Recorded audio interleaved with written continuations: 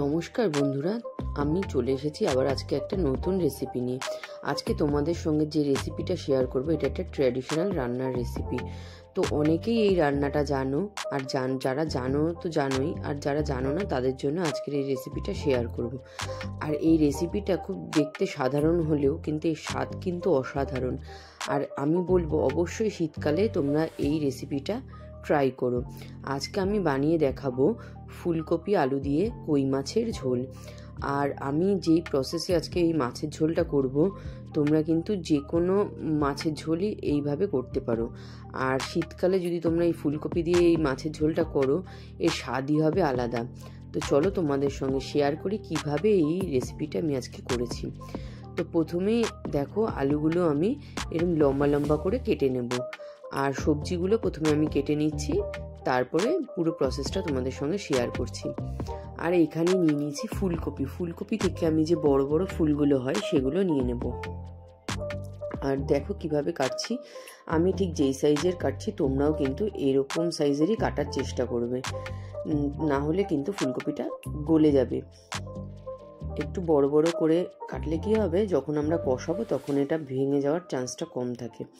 তো কেটে ভালো করে পরিষ্কার করে ধুয়ে নিতে হবে।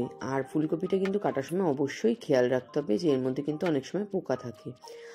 আর তারপরে হচ্ছে এখানে আমি কই মাছগুলো ভালো করে ধুয়ে পরিষ্কার করে তাতে নুন হলুদ মাখিয়ে প্রায় আধ ঘন্টা কি 1 ঘন্টা রেখে দেবো। তোমাদের হাতে যদি খুব কম সময় থাকে তাহলে আধ ঘন্টা রেখো, আর যদি 1 ঘন্টা রাখতে পারো তাহলে কিন্তু নুনটা খুব ভালো মতো ঢুকবে।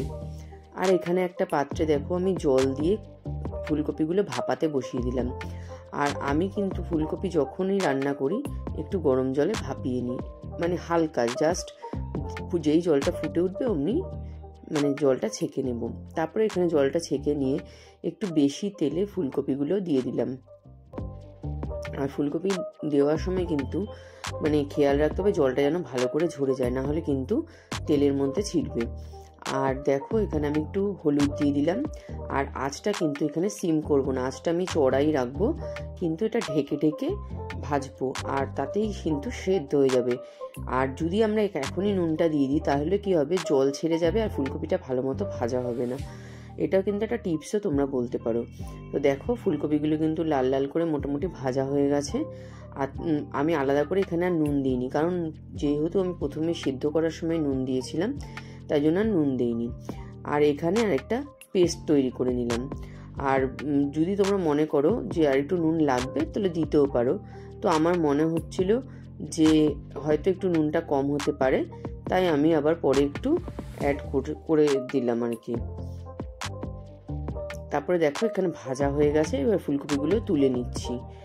আর যেটা বললাম, ফুলকপিগুলোকে যখন একটু ভাজা হয়ে আসবে তারপরেই কিন্তু তোমরা নুনটা অ্যাড করবে। তো আমি এখানে ফুলকপিগুলো তুলে নিলাম তেল থেকে। তারপরে তেলের মধ্যে এই কই মাছগুলো এবার ভেজে নেব। আর কই মাছগুলো কিন্তু খুব বেশি ভাজা যাবে না, বেশি ভাজলে কিন্তু ঝোলের মধ্যে সেই স্বাদটা পাওয়া যাবে না। মানে জাস্ট মোটামুটি একটু হালকা ব্রাউন কালার আসবে তখনই আমরা এপিট ওপিট করে ভেজে তুলে নেব। আর কই মাছ ভাজার সময় আরেকটা জিনিস খেয়াল রাখতে হবে যে কই মাছটা দিয়েই কিন্তু মানে পারলে একটু সঙ্গে সঙ্গেই উল্টে দেবে, না হলে কিন্তু জ্যান্ত মাছ বলে কিন্তু এটা মানে কুকড়িয়ে যায় মাছটা, একটু এগুলোও খেয়াল রাখতে হবে। তো মাছটা এখন ভাজা হয়ে গেছে, এবার আমি তুলে নেব। আর মানে এই কি বলবো, এই ঝোলটা এতটাই টেস্ট হয়, বাচ্চারা হয়তো কাটার জন্য খেতে পারে না, কিন্তু বলবো এটা ঝোলটা দিয়েই ভাত খেতে কিন্তু মানে মাছ না খেলেও চলে, ঝোলেরই এত টেস্ট হয়। তো তোমরা অবশ্যই কিন্তু ট্রাই করো আর জানিও তোমাদের সবার কেমন লেগেছে।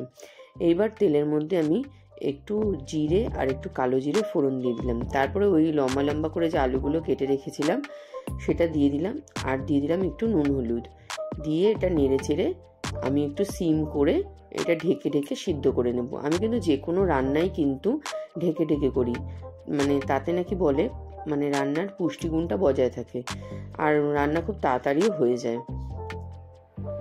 এখানে আবার উল্টে দিচ্ছি আমি আলুগুলো, যাতে দুপিঠটাই সমানভাবে ভাজা হয়ে যায়। আর মানে মাঝে মাঝে নেড়ে না দিলে কিন্তু পোড়া লেগে যাবে, আর বেশি ভাজা হয়ে গেলে তখন কিন্তু ঝোলের রঙটাও নষ্ট হয়ে যায়। তো দেখো আলুগুলো এরকম নেড়ে চেড়ে আবার আমি ঢাকা দিয়ে দেবো।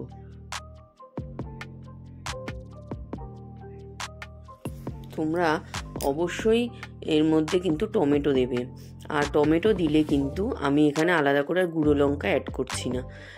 একটা গোটা টমেটো এখানে আমি স্লাইস করে দিয়ে দিলাম, আর দিয়ে দিলাম হচ্ছে কটা গোটা কাঁচা লঙ্কা। এতে কিন্তু কাঁচা লঙ্কার স্বাদটাও মাছের ঝোলে কিন্তু একটা অসাধারণ মানে লাগে আর কি খেতে।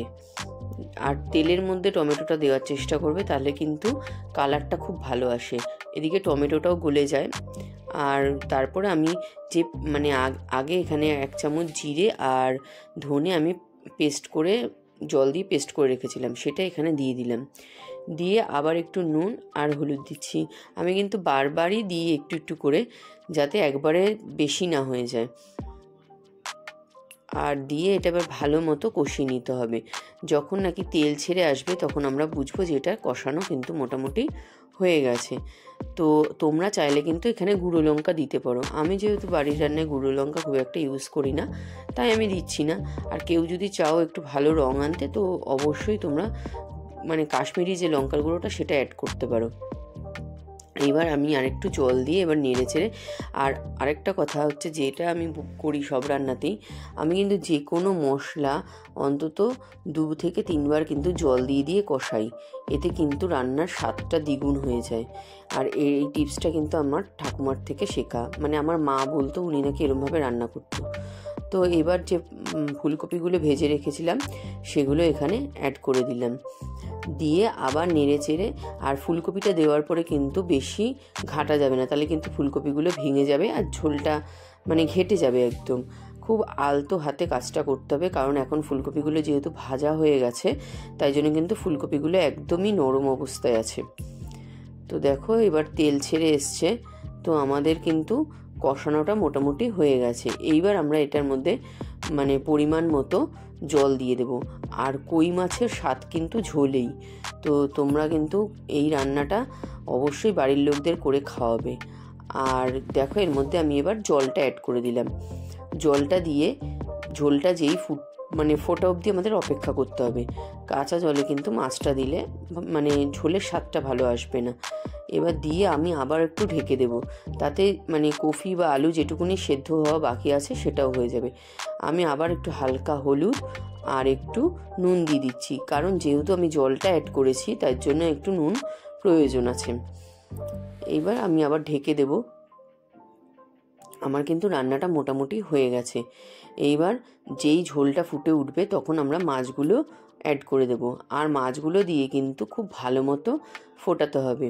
আর যেটা বললাম, এই পদ্ধতিতে তোমরা কিন্তু রুই মাছ, কাতলা মাছ বা ভেটকি মাছ যদি করো, আর শীতকালে করলে এখন কফির স্বাদ আলাদাই থাকে, তো তোমরা অবশ্যই শীতকালেই এই রান্নাটা ট্রাই করবে। দিয়ে দিলাম মাছগুলো। এবার মাছগুলো একটু ঝোলের মধ্যে ভিজিয়ে দেবো, যাতে মানে এর রসটা বেরিয়ে আসে মাছে। আর দিয়ে কিন্তু খুব ভালো মতো ঝোলটাকে ফুটিয়ে নেব। আর ওপরে ধনেপাতা ছড়িয়ে দিলাম। আমাদের রান্না কিন্তু হয়ে গেছে। রেসিপিটা কেমন লাগলো জানিও। ভালো লাগলে লাইক করো, শেয়ার করো, আর আমার চ্যানেলটা অবশ্যই সাবস্ক্রাইব করো। ধন্যবাদ।